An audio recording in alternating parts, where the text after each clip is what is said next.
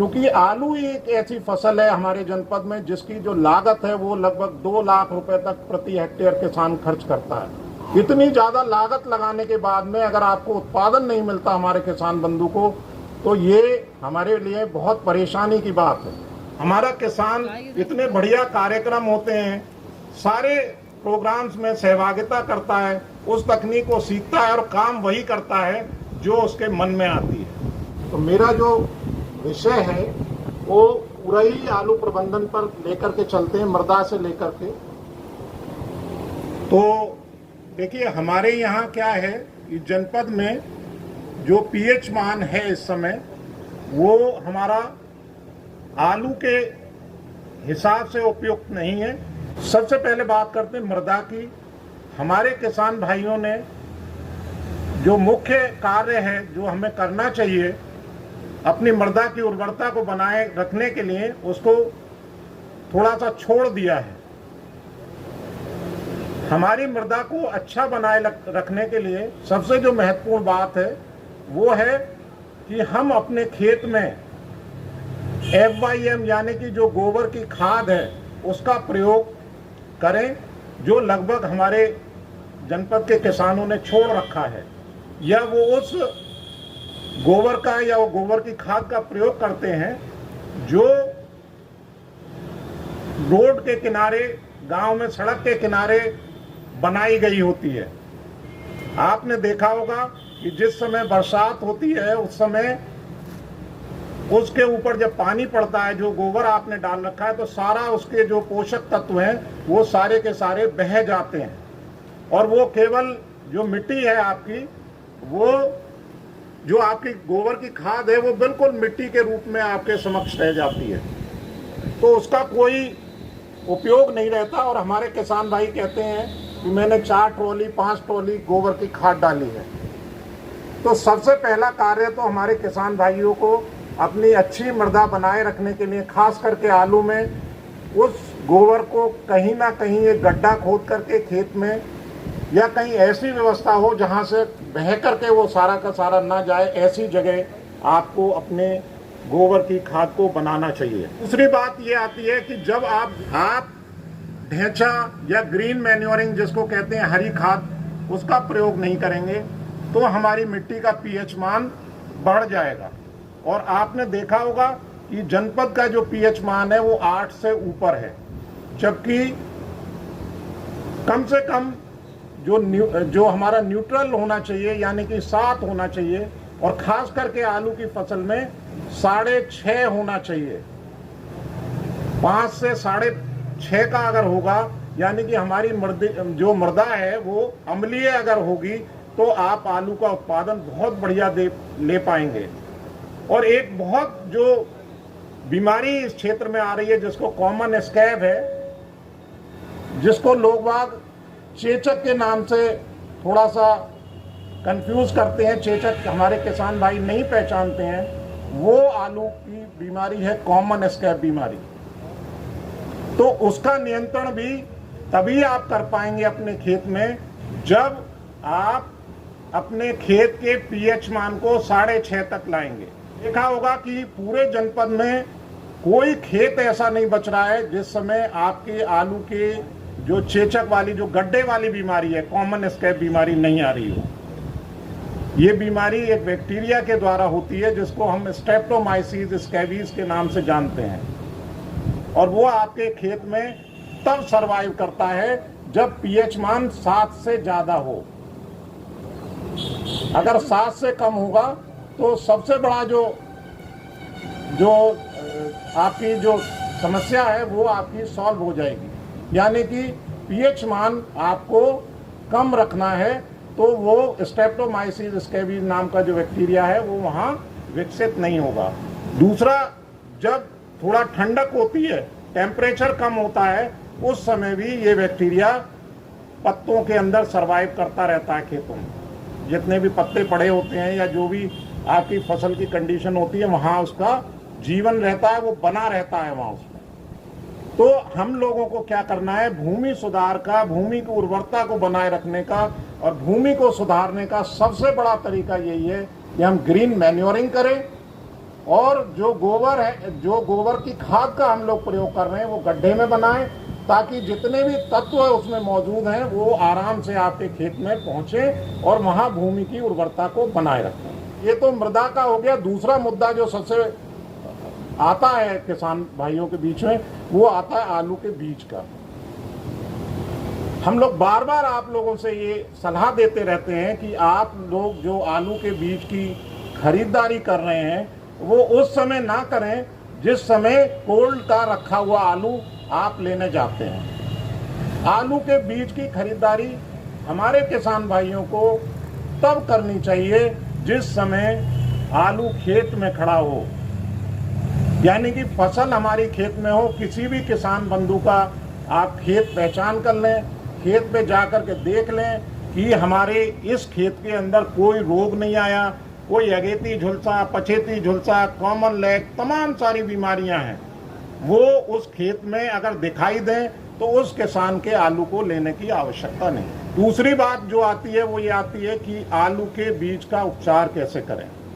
आलू के बीज का उपचार बहुत महत्वपूर्ण होता है, क्योंकि ये आलू जो है हमारा, ये स्टेम है, तना है। अगर आप उसको भली प्रकार से उपचारित नहीं करेंगे, जल्दबाजी में उपचारित करेंगे, तो आपकी जो आलू के ऊपर, जैसे कॉमन स्कैब की बात करी मैंने, ब्लैक स्कर्फ की बात करी जिसको आप चेचक कहते हैं, ये उसके स्पोर, उसके कीटाणु आपके आलू के ऊपर लग करके आपके खेत में पहुंच जाएंगे। जब खेत में पहुंच जाएंगे तो आपका खेत फिर संक्रमित हो जाएगा और आपकी जो फसल है वो भी संक्रमित हो जाएगी। तो आलू के बीज के उपचार के लिए हमेशा हमारे किसान बंधुओं को ये सलाह दी जाती है कि आप आलू के बीज का उपचार जो है आलू को डुबो करके करें। जब तक आप 5-7 मिनट उस आलू के बीज को डुबोएंगे नहीं, तब तक उसके अंदर जो भी आप दवा का प्रयोग कर रहे हो, किसी भी दवा का आप प्रयोग कर रहे हो, कम से कम वो हमारा 4-5 मिनट डूबा रहना चाहिए। आलू के बीज का उपचार अगर आप स्प्रे से भी कर रहे हैं, मान लो बहुत बड़ी खेती है किसान बंधु की, तो बहुत बढ़िया ढंग से बीज उपचार होना आवश्यक है। अगर आप बहुत बढ़िया ढंग से बीज उपचार नहीं करते हैं, अलट पलट नहीं करते हैं, आलू की सही डोज नहीं लगाते हैं आलू के अंदर, तो जो है आपका फिर खेत में संक्रमण जाएगा, और अगर खेत संक्रमित होगा तो फिर फसल संक्रमित होगी। तो 2-3 चीजें, आलू के बीज का उपचार डुबो करके करना है, किसी भी दवा से कर रहे हो, ट्राइकोडर्मा पाउडर से कर रहे हो या आप बोरिक पाउडर से कर रहे हो। दूसरा, कौन सी प्रजाति आप बोने जा रहे हैं। पिछले वर्ष आपने देखा था कुफरी मोहन प्रजाति हमारे क्षेत्र में आई और वो पूरी की पूरी सड़ी खेतों में जाकर, क्योंकि किसान बंधु ने क्या किया, उस मशीन का प्रयोग किया जिस मशीन से वो 37-97 बो रहे थे, वो उसको आलू को 6 इंची नीचे बो रहे थे, होना चाहिए था वो 3 इंची ऊंचा। दूसरा क्या है, जितना भी हमारा कुफरी मोहन प्रजाति है वो प्रजाति 85% तक पानी होता है उसके अंदर, केवल 15% उसके अंदर बायोमास होता है। यानी कि आलू का अगर आप कुफरी मोहन प्रजाति का प्रयोग कर रहे हैं तो आपको उस आलू की प्रजाति को अच्छी तरीके से सुखा लेना चाहिए, कोल्ड से निकाल करके या जहां से मिला और अगले दिन बो दिया। ये सब आपके खेत में किसानों को बहुत समस्या हुई और उसकी वजह से बहुत नुकसान भी हुआ किसान को। तो कौन सी प्रजाति आप बोने जा रहे हैं, इस बात का भी जब तक कोई तकनीकी राय आपको नहीं मिल जाती या किसी वैज्ञानिक की सलाह नहीं ले लेते आप, तब तक उस आलू का बीज अगर परिवर्तित कर रहे हैं तो नहीं करना चाहिए। तीसरी बात क्या आती है, अब आप आलू को लेकर के खेत में बुआई कर दी। बुआई करने के बाद में आपने देखा होगा कि उसमें खरपतवार की बहुत सारी समस्याएं किसान बंधुओं को देखने को मिलती हैं। खरपतवार के अंदर भी 1-2 ऐसी हमारे जो खरपतवार नाशक हैं वो बाजार में उपलब्ध हैं, जिनका प्रयोग हमारे किसान बंधु जानते ही नहीं है। दवा लेकर के आए, घोल बनाया, घोल बना करके स्प्रे कर दिया। सबसे ज्यादा जो उपयोग किया जाता है खरपतवार नाशी, वो मेट्रीविजन का आप प्रयोग करते हैं। मेट्रीविजन की ये खासियत होती है कि जिस समय आप घोल बनाएं उससे पहले आपको पेस्ट बनाना है और पेस्ट को 15 से 20 मिनट तक छोड़ देना है। छोड़ने के बाद उसको फिर आपको घोल के लिए ले जाना है। हमारे किसान बंधु क्या करते हैं, 200 लीटर ड्रम में सीधे सीधे दवा का घोल बनाया और घोल बना करके उसको स्प्रे करा दिया।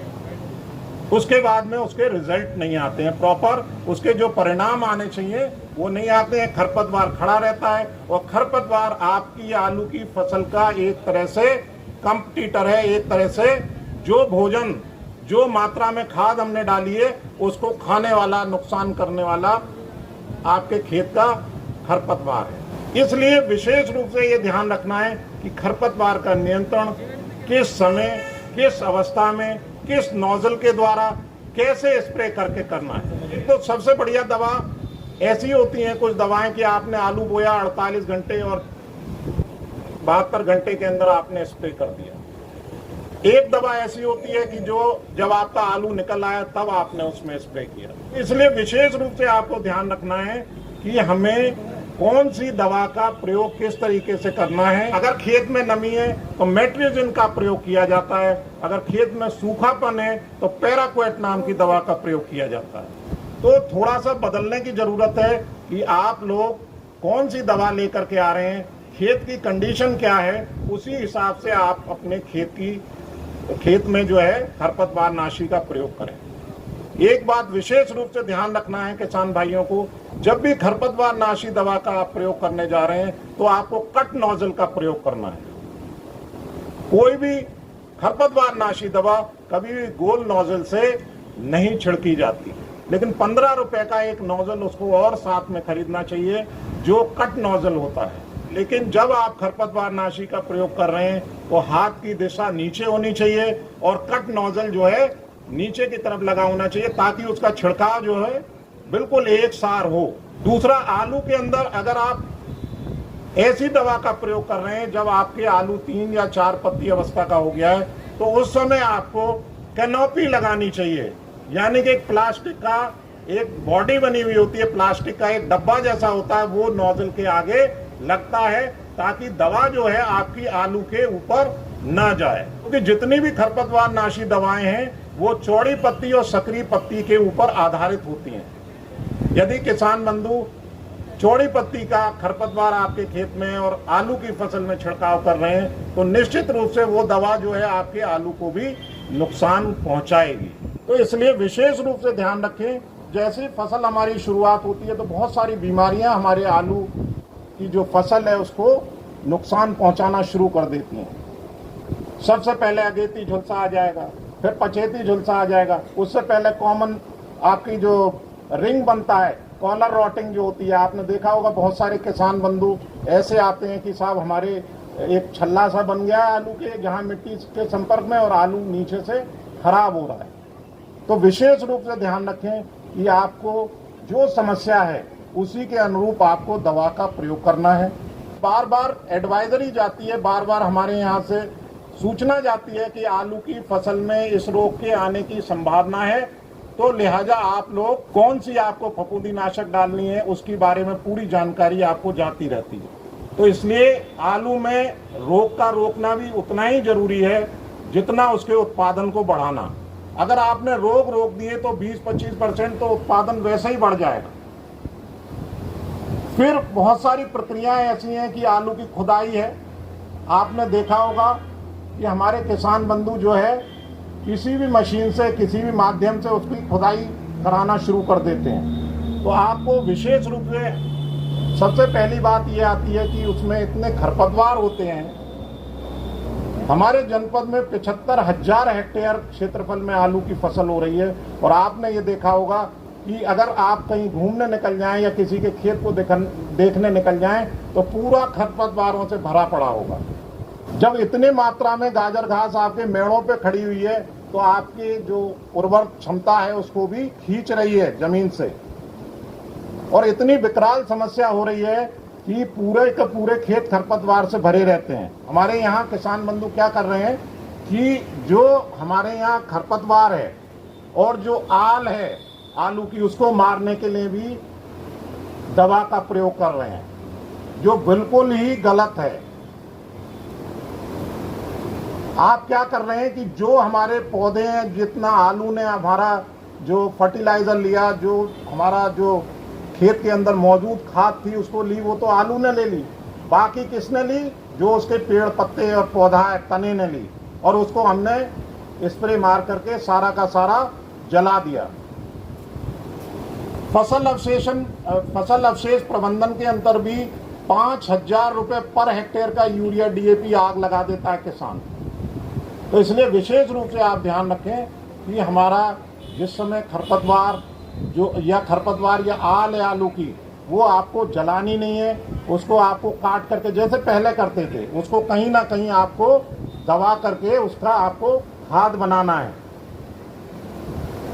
इसके बाद जब आप कोल्ड में ले जाते हैं तो ये भी आपको ध्यान रखना है कि अगर आपको अगले वर्ष उसको बीज के रूप में प्रयोग करना है तो आप उसको 3% बोरिक पाउडर से उपचारित कर दीजिए उस आलू को और कोल्ड में रख दीजिए।